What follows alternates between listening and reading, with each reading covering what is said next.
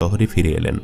সেখানে পৌঁছে তিনি হেদায়েতের কাজে খুব জোর দিলেন, কিন্তু মানুষ তার কথায় তেমন অনুপ্রাণিত হল না। তারা বরং নবীকে আরও বিদ্রূপ করে ও তার স্ত্রী পুত্র হারানোর কথা বলে জব্দ করার চেষ্টা করল। নবী তাদেরকে আযাব আসার কথা বললেন। তারা উত্তরে বলল, আযাব আসবে পরকালে, সেখানে দোজখে নাকি আযাব দেওয়া হবে, এখানে কোনো আযাব আসবে না। ফালতু কথা বলে আমাদেরকে বিভ্রান্ত করো না, আমরা তোমার চেয়ে আল্লাহর খবর বেশি জানি।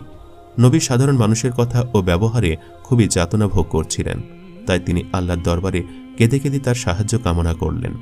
আল্লাহ তাআলার পক্ষ থেকে জানানো হলো, 1 সপ্তাহ পরে কওমের উপর আসমানি আযাব আসবে।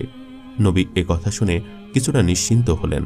তিনি কওমকে জানিয়ে দিলেন, আগামী সপ্তাহে তোমাদের উপর আযাব আসবে, অতএব তোমরা আল্লাহর নিকট তওবা করে সকলে ঈমান আনো, না হয় কারো রক্ষার উপায় নেই।